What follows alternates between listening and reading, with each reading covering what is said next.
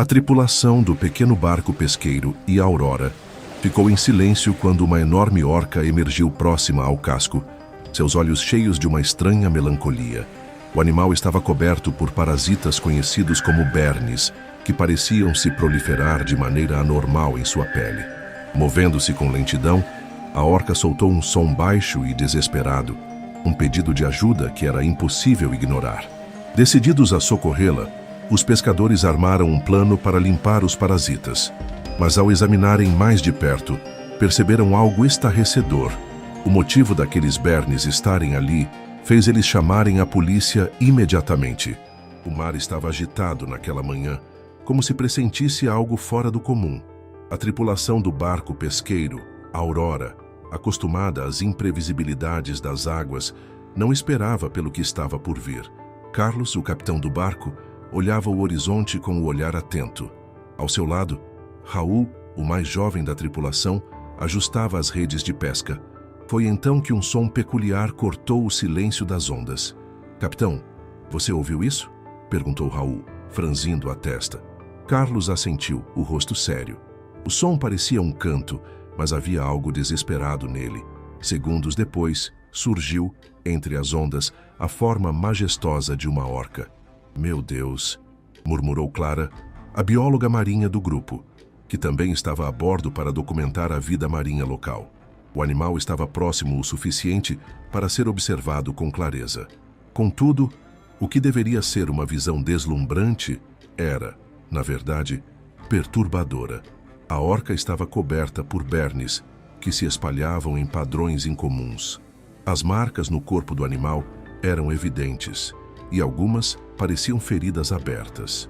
"Isso é estranho", comentou Clara, pegando rapidamente sua câmera. "Orcas normalmente não se aproximam de barcos assim, mas o que chamou ainda mais atenção foi o comportamento da orca. Ela nadava lentamente, circulando o barco como se quisesse chamar atenção. Seus sons angustiantes ecoavam no ar, deixando a tripulação inquieta. "Capitão, ela está pedindo ajuda", afirmou Clara, quase em um sussurro. "Acha mesmo?" Raul questionou, o tom cético, mas o rosto indicava que ele também sentia o desconforto. "Ela não está agindo de maneira normal", respondeu Clara. "Algo está errado, e acho que temos a responsabilidade de pelo menos tentar entender o que está acontecendo." Carlos permaneceu em silêncio por alguns instantes, observando a orca. Ele nunca tinha visto nada parecido em seus anos no mar. Havia uma expressão quase humana no olhar do animal, como se estivesse implorando. "Isso pode ser perigoso, capitão", alertou Raul. "É um animal selvagem. Também pode ser nossa chance de fazer algo importante", rebateu Clara. Depois de um momento de hesitação, Carlos suspirou e deu a ordem. "Preparar para manobrar. Vamos nos aproximar com cuidado. Mas fiquem atentos. Se ela demonstrar qualquer sinal de agressividade, nos afastamos imediatamente." A tripulação se mobilizou rapidamente. Clara, com um misto de empolgação e preocupação, posicionou-se na lateral do barco, tentando manter os olhos fixos na orca. Enquanto isso, Raul e os outros membros do grupo preparavam uma corda, caso fosse necessário usá-la. Quando o barco se aproximou, o comportamento da orca mudou ligeiramente. Ela ficou mais estática, permitindo que os humanos a observassem mais de perto. Clara apontou para as feridas. "Vocês estão vendo isso? Não são apenas os bernes. Essas marcas parecem queimaduras químicas. Algo está muito errado." "Não gosto disso", murmurou Raul, segurando a corda com mais força. A orca então emitiu outro som, mais longo e profundo, antes de começar a se mover novamente, lentamente, na direção oposta. "Acho que ela quer que a sigamos", disse Clara, com a voz cheia de tensão. Carlos olhou para o horizonte, onde a orca parecia indicar um caminho.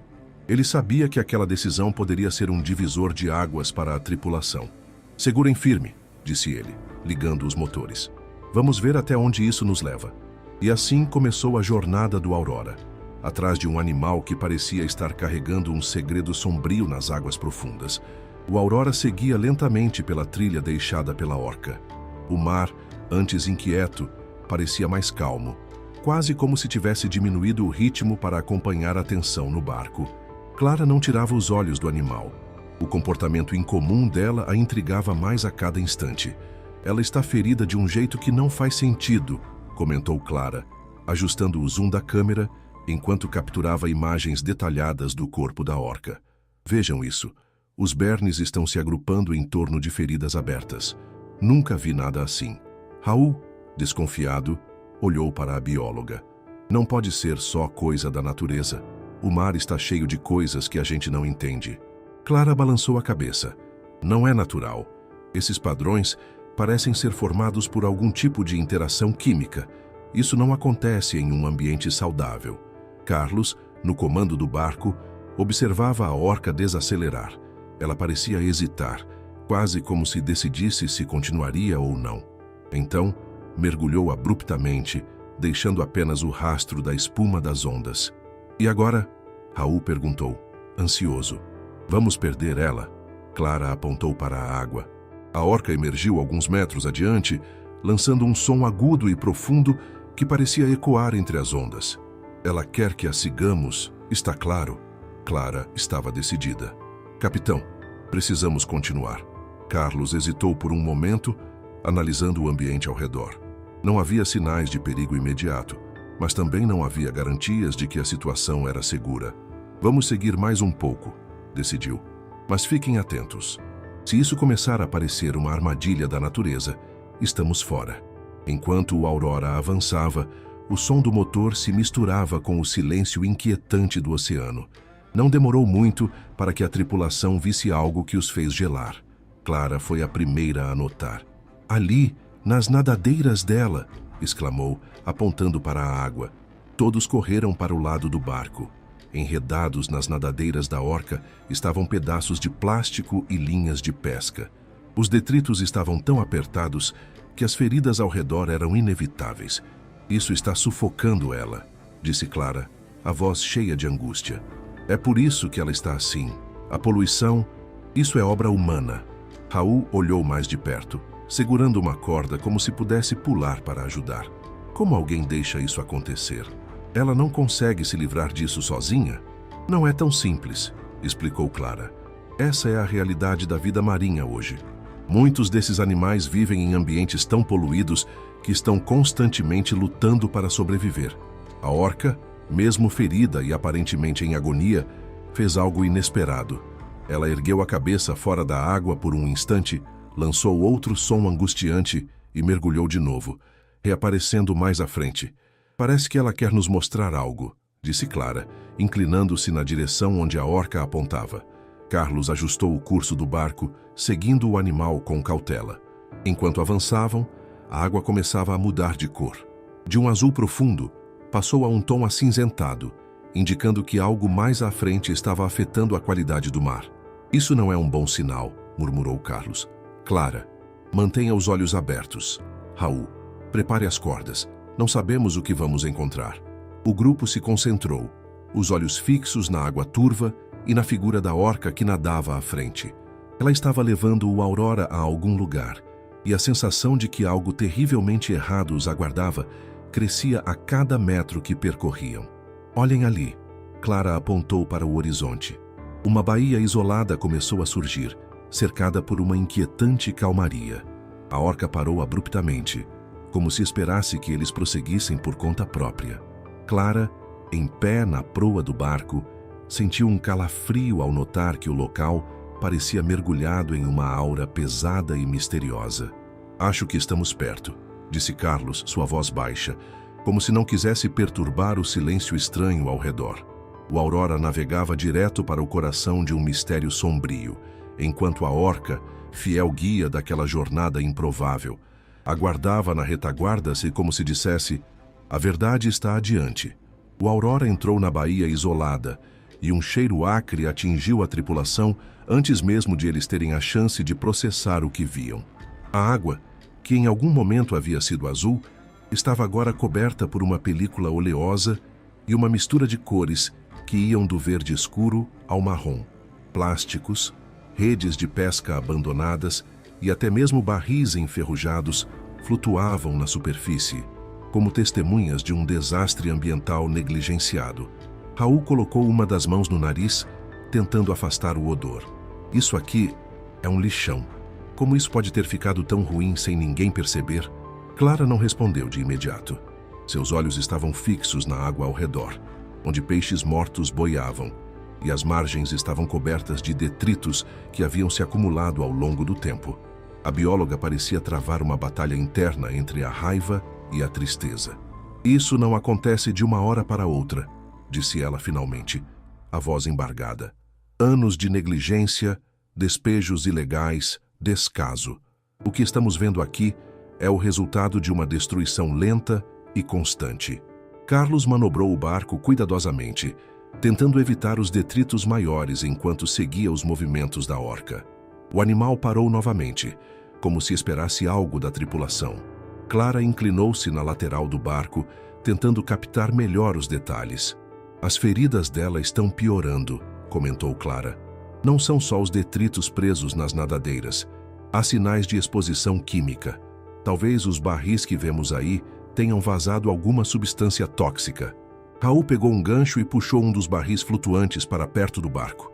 O metal estava corroído, e símbolos de perigo químico estavam desbotados, mas ainda visíveis. Ele olhou para Clara, assustado. Isso é sério. Não são só redes e plástico.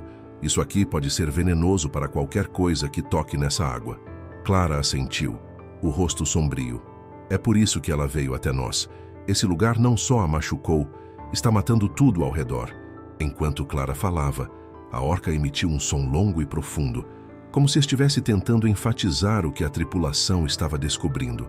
Era como um pedido de socorro desesperado, não só para ela, mas para o ecossistema inteiro. Ela sabe que está morrendo, disse Clara baixinho, quase para si mesma, e está tentando nos mostrar o porquê. Carlos olhou para Clara e Raul, visivelmente inquieto. O que fazemos agora? Não somos especialistas. Podemos tentar ajudar a orca, mas e quanto a isso? Ele apontou para o mar de lixo ao redor. Isso é muito maior do que nós. Clara parecia determinada. Começamos ajudando o que está ao nosso alcance. Precisamos limpar as nadadeiras dela e avaliar as feridas. Depois, tiramos o máximo de fotos e vídeos que conseguirmos. Isso precisa ser denunciado. Raul hesitou, observando o comportamento da orca, que agora nadava em círculos mais lentos, como se estivesse perdendo forças. Certo, mas como vamos nos aproximar dela? Não sabemos como ela pode reagir. Clara pegou um balde com água limpa e algumas ferramentas de emergência que tinham a bordo. Vamos com calma.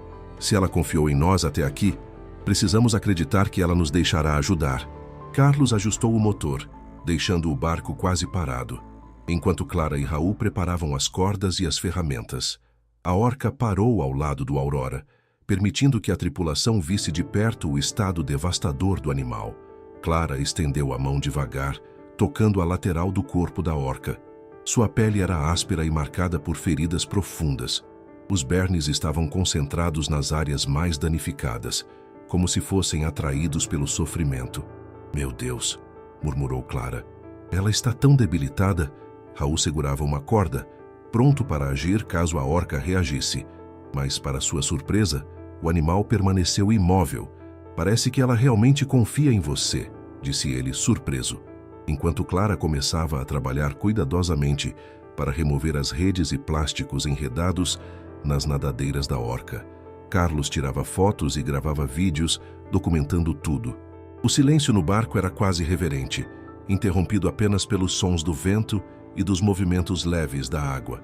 Conforme Clara cortava o último pedaço de linha de pesca preso na nadadeira, a orca emitiu um som profundo e carregado de emoção. Era como um agradecimento, mas, ao mesmo tempo, ela olhou para o horizonte na direção das margens cobertas de lixo. Acho que ela ainda quer que vejamos mais, disse Clara, enxugando o suor da testa. Carlos deu um passo na direção da bióloga. Já vimos o suficiente para saber que isso é um desastre ambiental. Precisamos sair daqui e reportar. Clara o encarou, o olhar firme. Não, capitão. Se a orca nos trouxe até aqui, é porque há algo mais importante para ver. Algo que precisamos entender. A orca, como que ouvindo a discussão, nadou lentamente na direção das margens. A tripulação, mesmo hesitante, Sabia que não poderia ignorar o que o animal parecia estar implorando para que descobrissem. O Aurora seguiu, cada vez mais próximo do coração daquela tragédia silenciosa. A Aurora chegou perto da margem, onde o desastre ambiental revelava sua verdadeira magnitude. Pilhas de lixo encalhavam na costa, enquanto barris corroídos se misturavam a redes de pesca descartadas e uma infinidade de plástico. Cada canto da baía parecia gritar por socorro, e no centro daquele caos estava a orca, flutuando imóvel, aguardando como se soubesse que o próximo passo dependia da tripulação. Clara, com as luvas postas, começou a planejar o que fazer. Precisamos agir rápido. As feridas dela são graves e podem estar infeccionadas. Se esses barris vazaram substâncias químicas, isso pode complicar ainda mais. Raul preparava as ferramentas improvisadas que tinham no barco.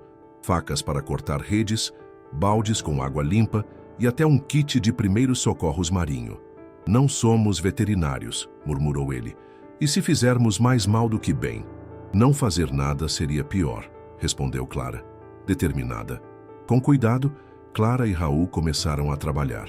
Usaram cordas para estabilizar a orca enquanto cortavam restos de plástico e linha de pesca presos às suas nadadeiras.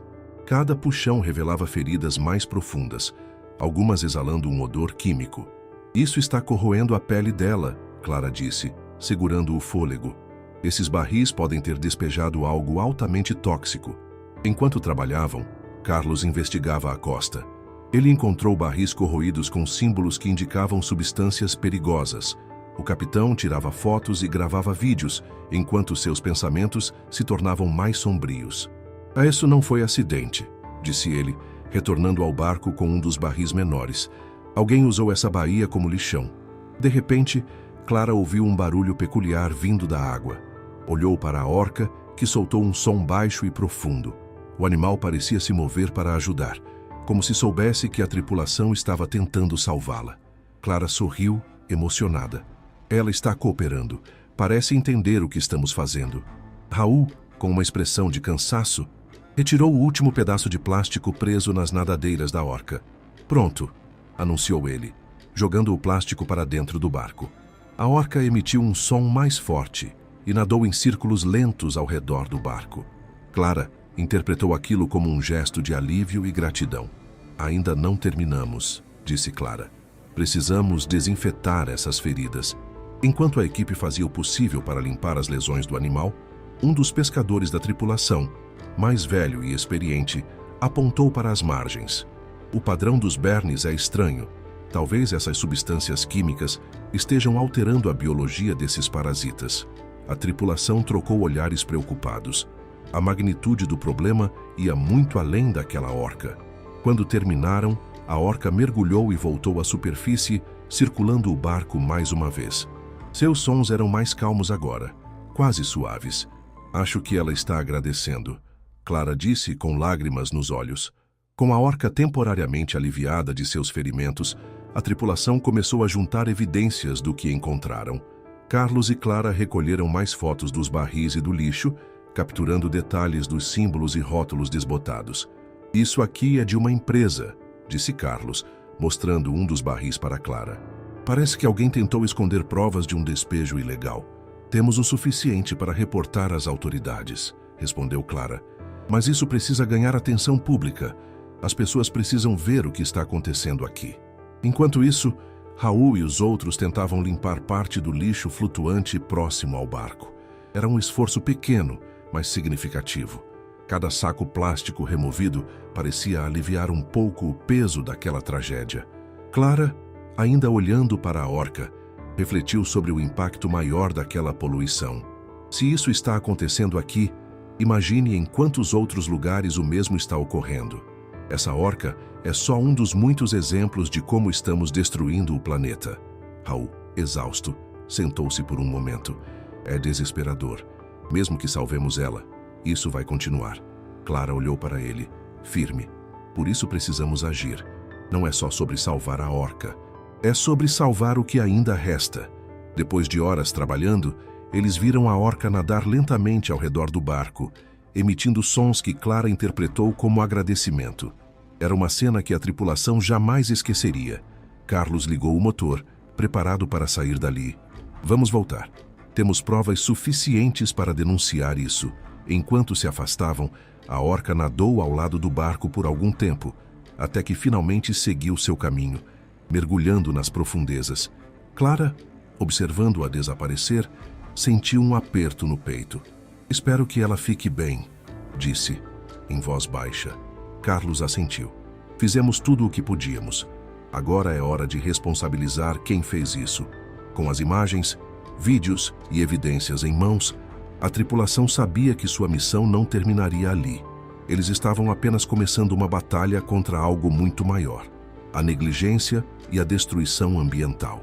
De volta ao porto, a tripulação do Aurora atraiu olhares curiosos, enquanto descarregavam os barris corroídos e as amostras coletadas na baía.